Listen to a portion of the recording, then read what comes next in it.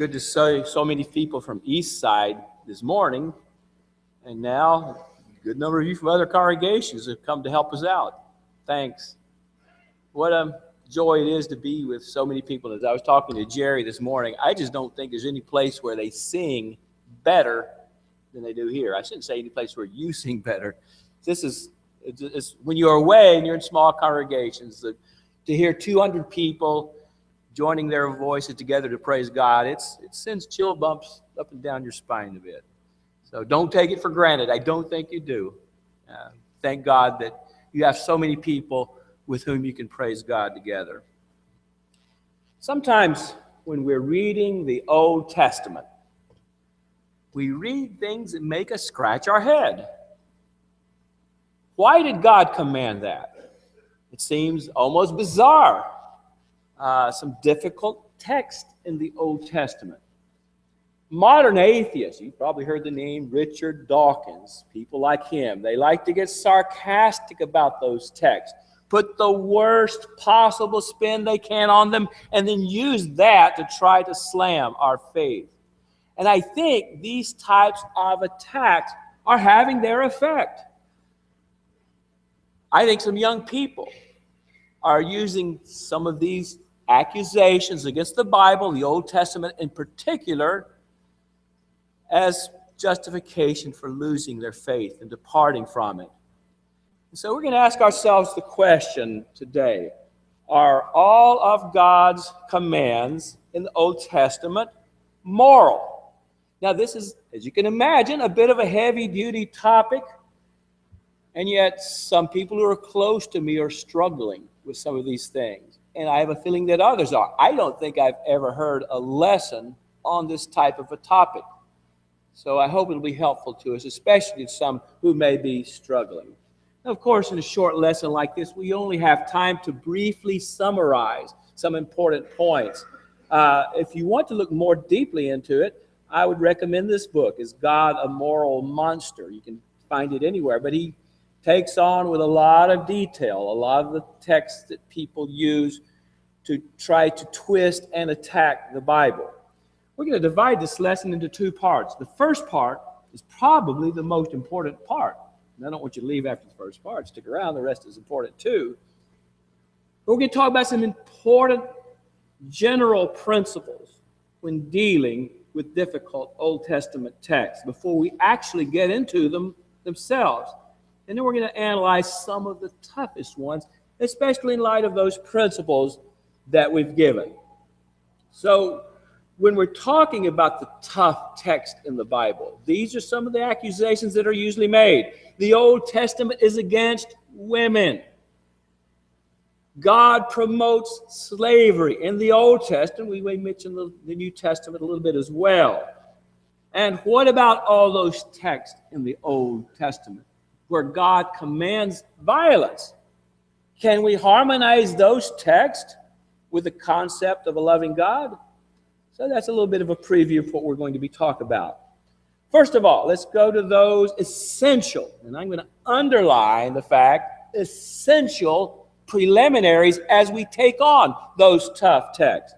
First of all, we believe on the basis of what we can understand and accept the fact that we are not going to grasp everything. The best example in the Bible I have at this point is the blind man in John chapter 9. I have a feeling that most of you know that story pretty well. This is the chapter where Jesus met a man who was born blind, sent him to the pool of Siloam to wash. The blind man returned seeing. Well, that grabbed the attention of Jesus' religious enemies, the Pharisees. And they began to attack that blind man as if he had done something wrong by being healed. This man, Jesus, is a sinner. And we know so because he is healed on the Sabbath day. If you think about that a little bit, it makes no sense at all. The fact that he was healed should have overwhelmed everything else in their mind. But like a lot of modern critics, they didn't focus on the obvious. They were just trying to pick apart Jesus. He is a sinner. Well, what about that blind man in John chapter 9? Would he have had a deep understanding of the Old Testament law. He was blind. They did not have Braille, as far as I know, in ancient Hebrew. He would not have known the Old Testament. What about all the rabbinic laws about the Sabbath? He would have had no idea. Exactly who is this Jesus? Well, he had acknowledged at this point that he was a prophet, didn't even realize that he was the Son of God. So as all these attacks are directed his way, how is the blind man going to respond? With great simplicity and great brilliance. Verse 25. He answered, whether he, and of course we're talking about Jesus there, whether he is a sinner or not, I do not know. One thing I do know, that though I was blind, now I see. What had more weight in his mind? Some difficulties regarding how to apply rabbinic laws to the Sabbath? Or the fact that he had been born blind and made to see? You see the point? He did not disbelieve because of some theories that he could not grasp. He believed because of what he knew. And that's the way it should be with us today. There are some things we just know for a fact. We know because we have his words that no man ever spoke as Jesus spoke, John 7:46. His words has served as the basis of our Western civilization for 2,000 years. We know that over 500 people saw Jesus alive after he was dead. Most of them were willing to go through unspeakable torture to back up their testimony. We know that. We know that the eyewitness testimony of the apostles in Matthew, Mark, Luke, and John, it rings true. Read the book of John. Read the description of the breaking of his legs. And tell me if that's not the description of an eyewitness that's telling the truth. We know that Jesus and the apostles believed in the Old Testament. We know that we can accept Jesus and his acceptance of the inspiration of the Old Testament. We know all of that. Now, I may not be able to explain every little thing in the law of Moses. But what do? I believe on the basis of what I do understand, and don't allow a few difficult texts to get in my way. So, that's our first point that we need to keep in mind, that we believe on the basis of what we understand. Now, here's a second important point. The horrible consequences of rejecting the moral standard that has served us for thousands of years. It seems that some people think they can just try to pick apart the Bible, and incidentally, this has been going on for 2,000 years, reject it, and travel on their merry way as if there were going to be no consequences of that action. That's naive. It's as naive as it can be. If we cannot accept the Bible, and I'll add, as it should be rightly and correctly applied, it's not always applied that way, but if we can't accept the Bible as our moral standard, what is our standard of right and wrong? How do you say this is right and this is wrong? You're going to go to the world religions? Well, you have Islam. How's that working? You have Buddhism and Hinduism, and they don't even claim to be moral standards. Man has become his own standard when he rejects his God. His feelings and the results when that happens are always disastrous. I find myself just tossing out these numbers, but we need to keep them in our mind. Societies that have rebelled against God. Well, you've got Nazi Germany. What's the number? 15 million around killed. You have Russia, Stalin, ex-theology student. What are the numbers? Maybe 30 million killed. You have China, Mao Zedong. How many people killed? Maybe 50 million. That's what happens. Now somebody says, it doesn't look like it's going to be that bad with us. Well, as I think we pointed out yesterday, maybe not so bad in the first generation that rejects the Bible, rejects God. But when you get to the second and third generations, that's where you start getting all kinds of perversions and moral relativism till you've got problems.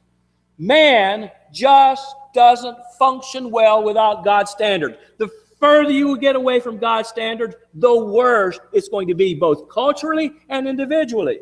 And people today are concerned about serving Coca-Colas that are over 32 ounces in New York City. And people are concerned about the economic problems. What's going to happen with the fiscal cliff? What about the pollution in our air and our waters? I'm not saying that those things should not be any concern at all. But those problems are nothing. Zero in comparison to the problems caused by the spiritual emptiness that comes from rejecting God. And we're seeing it more and more in the broken homes and in the kids who are being raised without parents and without any concept of right and wrong. It's ruining us. And it will also ruin our lives as individuals. Now, the emptiness of life without God doesn't prove that there's a God in and of itself, but it should make us want to analyze the evidence and to accept His word. And the bottom line is, there's just something in us that rebels against the concept that there's no moral standard. I think God put that rebellion in us, and we need to listen to it. But maybe when we're thinking of the law of Moses in particular, the most important preliminary is this next one, and that is the purpose of the law of Moses. It was never intended to reflect God's ideals. And every time we read from the law, we've got to keep that in mind. And there's the verse, Matthew 19 and verse 8, which is probably a key. There's some others we're going to mention as well, but it's a key in understanding that factor. What's going on in Matthew 19? Well, you ought to know probably.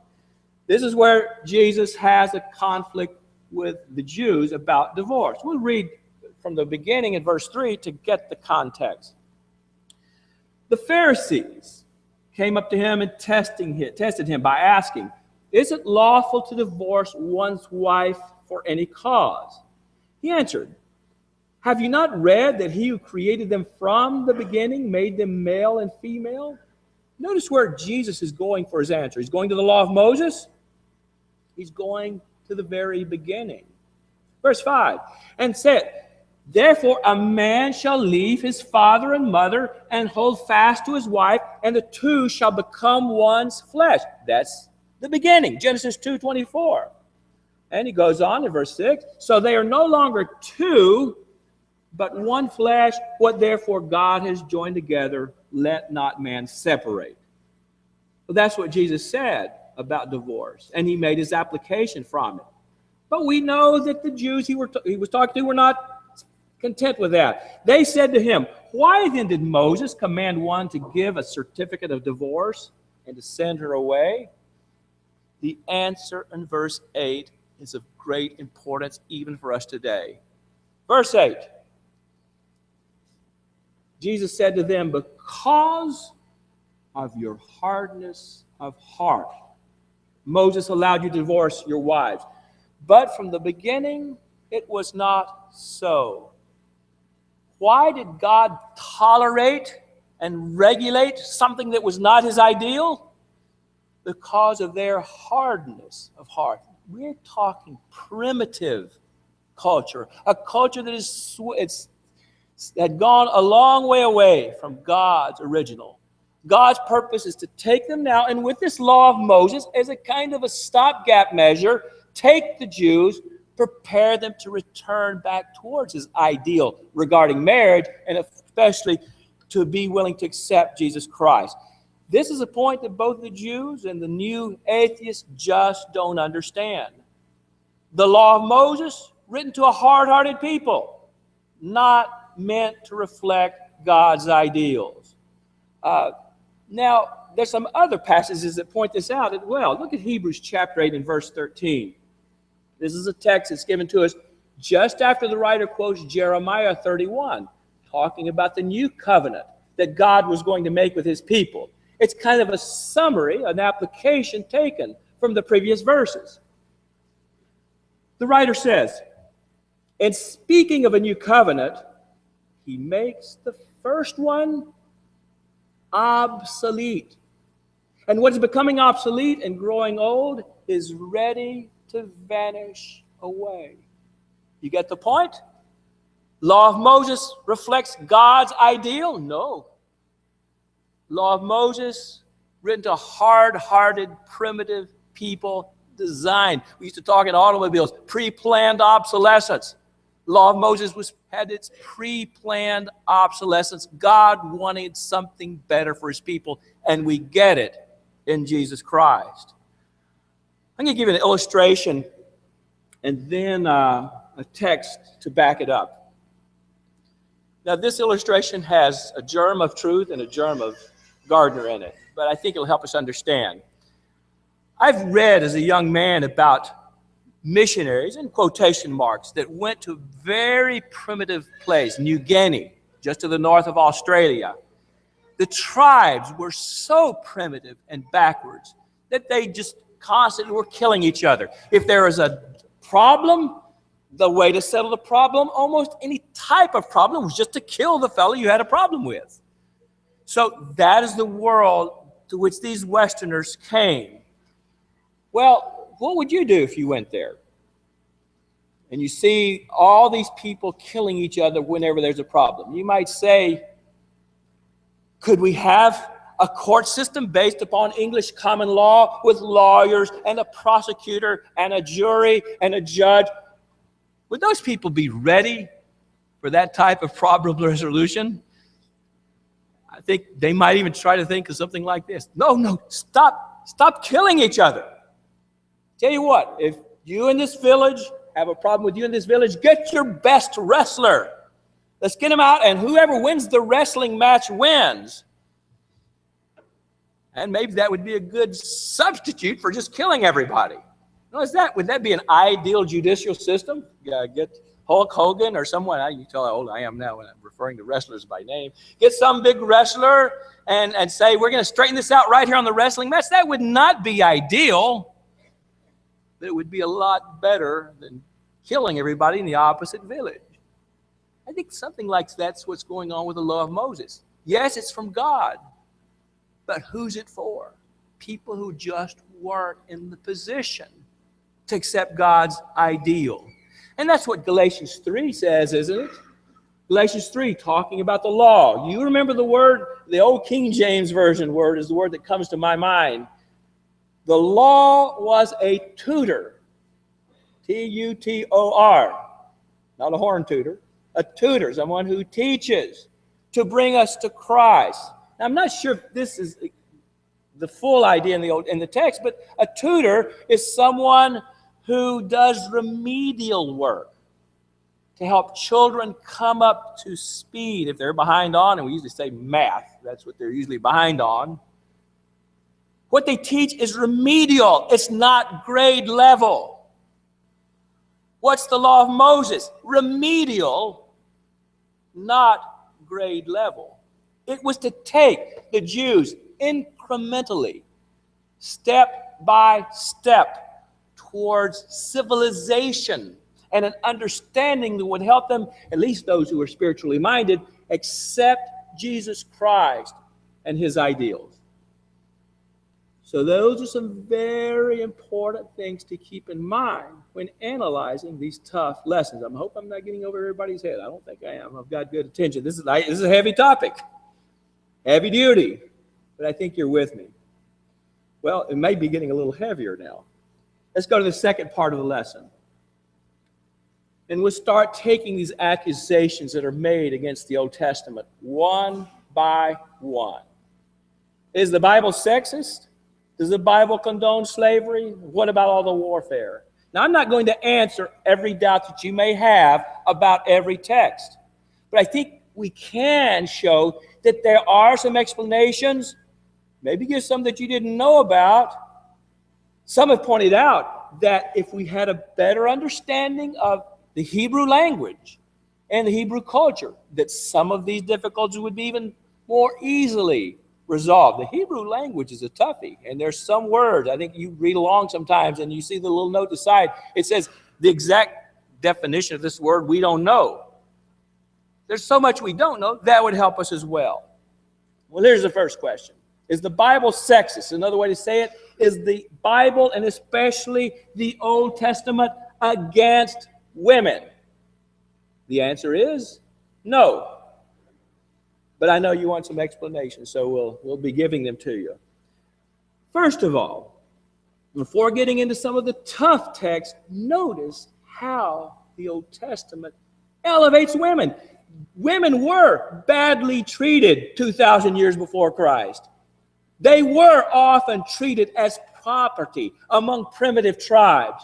Notice what the Old Testament is doing for them. Genesis 1:21, God made what? Male and female, equality. Some other verses. Honor your father only. Honor your father and your mother. Give them equal honor. And there's a whole list of verses there. You know, they're all through the Old Testament about honoring. Here's an interesting little verse. I don't often quote the Song of Solomon in my preaching, but the explanation of who owns who. Did God want men to own women? I am my beloved's, and my beloved is mine. No male ownership over women here. Who are some influential women in the Old Testament? Who are some heroes in the Old Testament? Start making a list. You know, you've got Eve. You've got Sarah, Rebecca, Rachel, Hannah, Deborah. She's an interesting case. The Queen of Sheba, Huldah, etc., etc., etc. When you think of the prominence given to these women, I don't think we're talking about something that indicates that God is undervaluing women. Well, with that in mind, let's look at some of the texts that supposedly devalue women. Now, this is a tough one. This is one of the toughest ones for me. Deuteronomy 5:11 through 31. We're not going to read the whole thing. This is the test of the waters, the bitter waters. And if you've read in the Old Testament, you probably remember this and scratched your head a few times about it. The trial of jealousy to determine adultery. And what was done was water was taken and mixed with a little dust from the altar, and the woman who was accused by her husband, and as we're going to point out, perhaps the man who was accused by her wife, would drink the water. If there was no adultery, there would be no illness. If there were adultery, there would be illness. When I first read this or think about it, well, it's kind of tough. But when you think about it a little more, you realize that there may be some explanations. What are the two questions that come to our mind? Well, what made this test of drinking the bitter waters effective? And was it really sexist? Did it demean women? Well, let's look at the first one. What made the test effective? You know what I see this as being like? It's something to protect the innocent woman. It's something like Solomon's test. You remember Solomon's test when two women brought a baby to him, said each one claiming that baby? Solomon said, well, let's just take a sword and let's kill that baby. No, was Solomon really going to do that? No, it was kind of a psychological test. The woman who truly was the mother of the baby would not allow it. And therefore, it was revealed which one was the true mother. I think that's the kind of thing that we have going on here. It's using a little bit of psychology. In the first place, I don't think a little dust in the water is going to make somebody sick. However, dealing with our primitive cultures here, if a woman or a man, as I'm going to point out a little later, is guilty, is she going to want to take that test? She's going to want to avoid it. But if she's innocent, or if he's innocent, that's going to be something that's going to help this jealous husband get off my back. Give me that water. And I think by the very reaction to this type of test, you're going to have a good idea of who is guilty and who is innocent. Does it unfairly target women? No, it's supposed to protect them and help them. Some have suggested maybe some divine intervention here. I'm not sure that that's guaranteed in the text.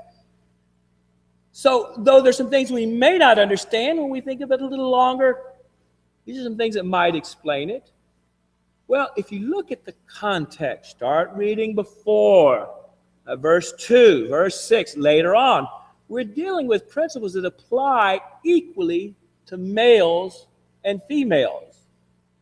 I don't think, and I'm not sure how much this test was actually practiced in the Old Testament, but I think that if a woman wanted to use it against her philandering husband, I don't think anybody would have opposed it. In Matthew, just an illustration of that point quickly. Matthew 19, verse 9 prohibits a man from divorcing his wife. But how do we apply that text? We apply it legitimately to a wife who's wanting to divorce her husband. And Mark chapter 10, verse 12 backs us up in that fact. But the principle that would apply to one would apply to the other in Matthew 19 as well as here. So we're dealing with both men and the women in the context. So that's something for you to think about if you ever hear this passage used to try to discredit the Bible. Well, what about having many wives? Does the Old Testament back up polygamy or bigamy? Polygamy is having a bunch of wives. Bigamy is 2 wives. Of course, a lot of the old people in the Old Testament did have multiple wives. Was that God's ideal? Jesus said it wasn't in Matthew chapter 19. What's God's doing? He's taking something that was already deeply ingrained in a primitive culture, regulating it, even though it's not his ideal, preparing people to accept his ideal, which is man, singular, leaves his father and mother, cleaves to his wife, singular. That's the ideal from the beginning. Well, what about this text, Deuteronomy 21, 15 through 17? Look at it closely. If a man has 2 wives, the one loved and the other unloved, and both the loved and the unloved have borne him children, and if the firstborn son belongs to the unloved, then on the day when he assigns his possessions as an inheritance to his sons, he may not treat the son of the loved as the firstborn in preference to the son of the unloved, who is the firstborn. And that's not the one I wanted to have. Okay, there we go. What's the purpose of this text? To promote polygamy? You know it's not. This is one of those if, then, just like the text on divorce and remarriage. If he divorces, then you'd better do this. That's the case here. If a man has 2 wives, not that he's wanting that. If he has 2 wives, I'm going to protect, God says, this one that's loved less. The whole text here is designed to regulate something that wasn't God's ideal, to protect the one who would be the victim of what was God's ideal. Polygamy is not promoted. It's tolerated and regulated until these primitive people could come to understand God's will better. Someone has made this point as well. This is a point in passing. That as you read through the Old Testament, you see a progression as it seems that God's people began, they had their downtimes, believe me, with the idolatry, but especially in the post-exilic community, came closer and closer to God. You don't read a lot of polygamy towards the end of the Old Testament. And even by the time you get to the time of Jesus, polygamy was out. What had happened? They had been civilized by this law of Moses. Well, let's go to another question. I don't want to get too deep in this. What about the violence? When you go out to war against your enemies, and the Lord your God gives them into your hand, and you take them captive, and you see among the captives a beautiful woman, and you desire to take her to be your wife, and you bring her home to your house, she shall shave her head and pare her nails, and she shall take off all the clothes in which she was captured, and shall remain in your house and lament her father and her mother a full month. After that, you may go into her and be her husband, and she shall be your wife. But if you no longer delight in her, you shall let her go where she wants, but you should not sell her for money. No slaver here, nor you shall treat her as a slave, since you have humiliated her. Well, that's a bit of a head scratcher as well. Is God saying for the children of Israel to take women as war booty? No, it's designed to protect the women. If you stop and think about it, this is designed to protect the woman in a primitive culture. What happens And this is a pretty strong statement, but we know what happens to most women in unbridled warfare. They're violated. This text is designed to put a stop to that. They could not be raped. If you see someone that attracts you, you've got to marry her, and you can't just marry her. You've got to wait a month before you do it. That might make them think a little more. And if you're going to let her go, you treat her not as a slave. You treat her as a wife. You protect her. No, we're not talking with God's ideal here.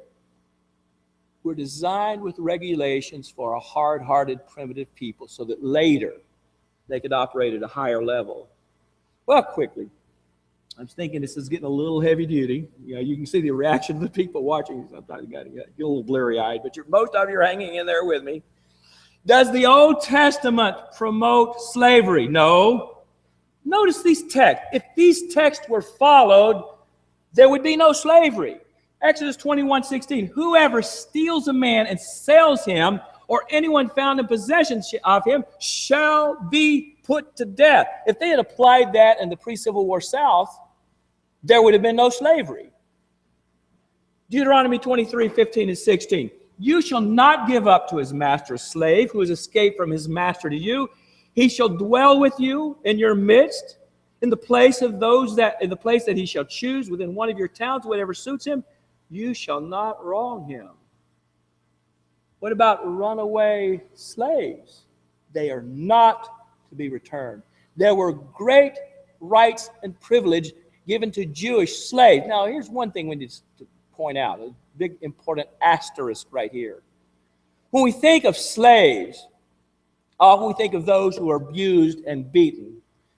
The idea among Jews was probably be more identified what we would call indentured servants, those who work for a period of years under a contract for another. Maybe they're dealing with poverty or a death.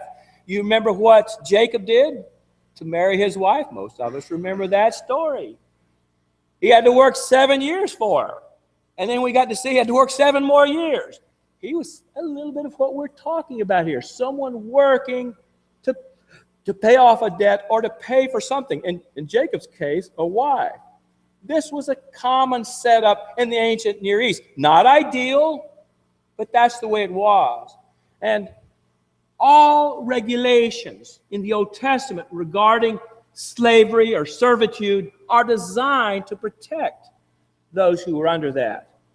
Now, Jewish slaves had tons and tons of rights, and they would even have to be released ever so often. Even foreign slaves had plenty of rights and privileges, not quite as many as Jewish slaves.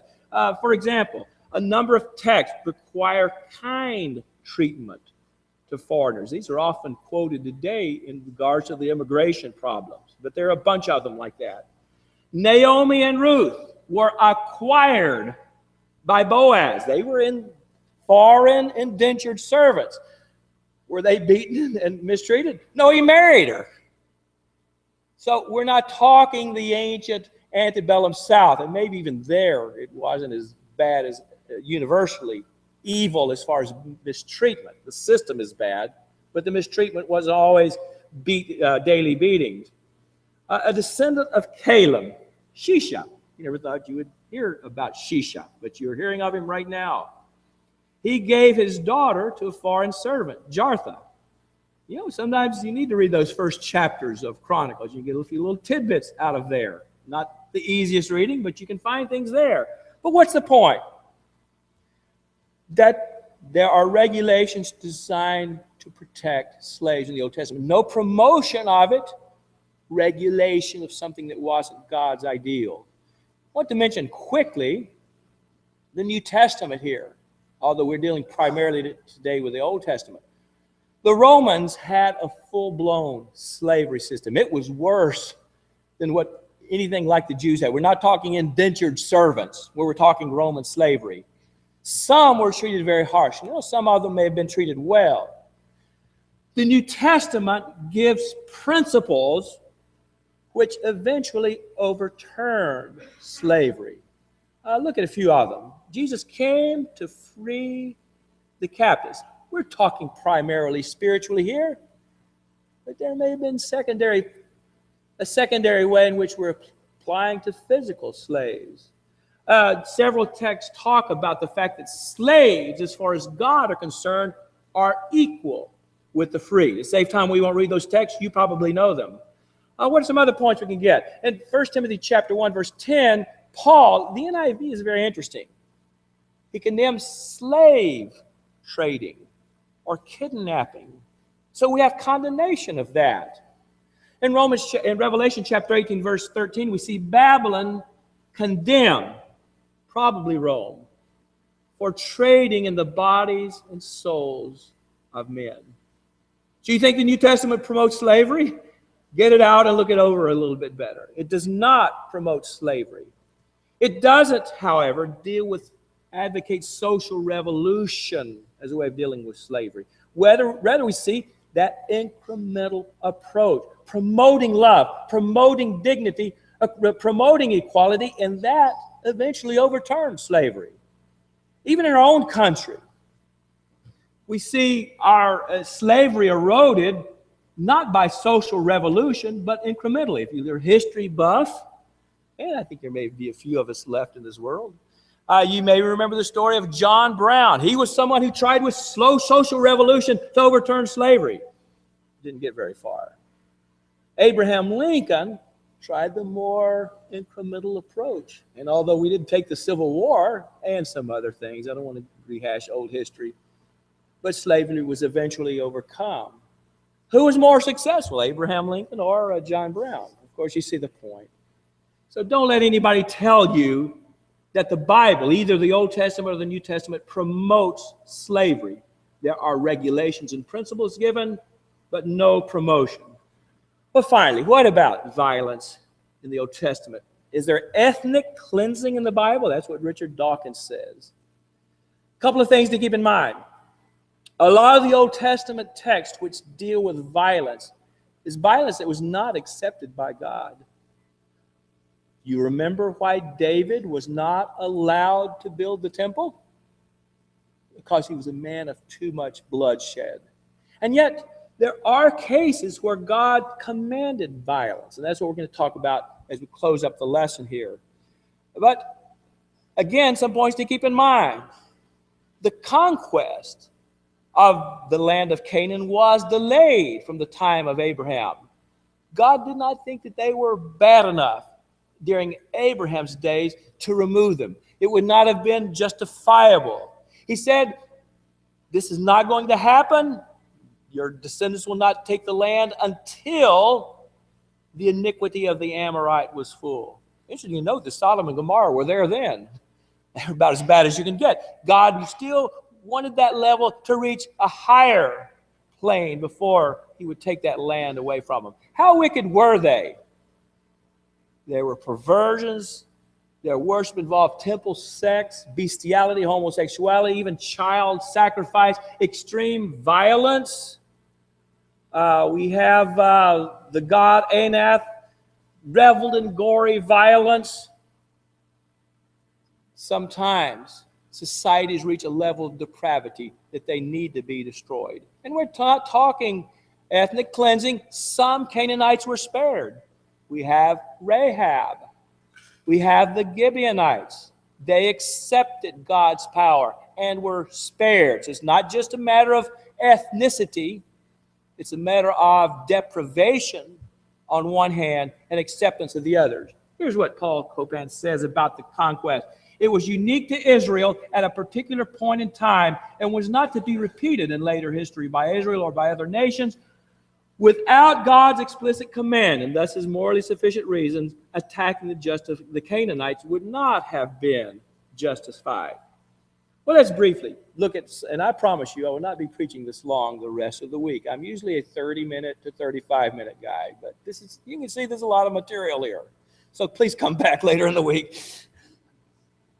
Some tough text, and I think I can wind this up in 5 or 6 minutes. 1 Samuel chapter 15, verse 3. Here is where God told Saul to destroy the Amalekites. And what grabs our attention from this passage, and you can tell I'm skimming through this, I'm just giving you some thoughts.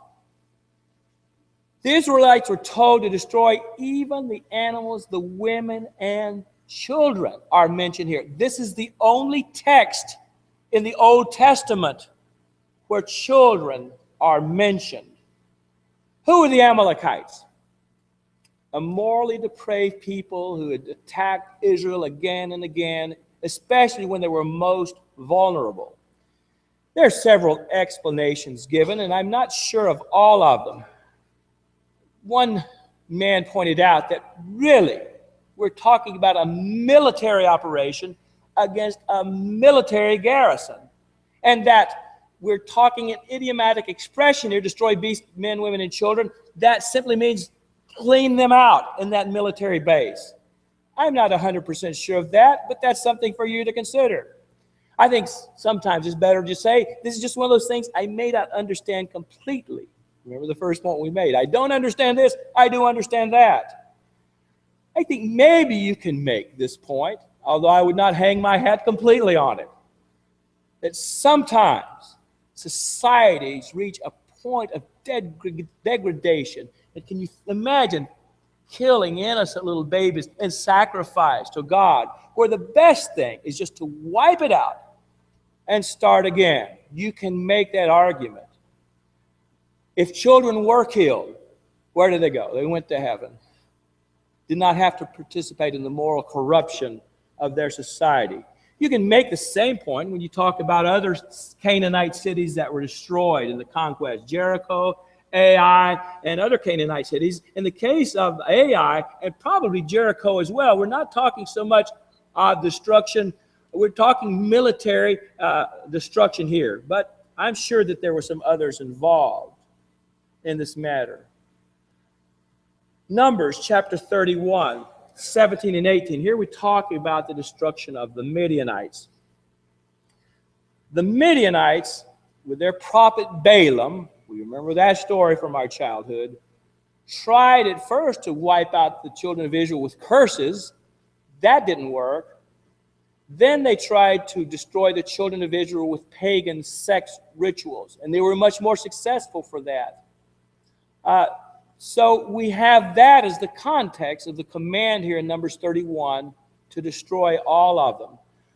All males who would be killed were potential military threats to God's people.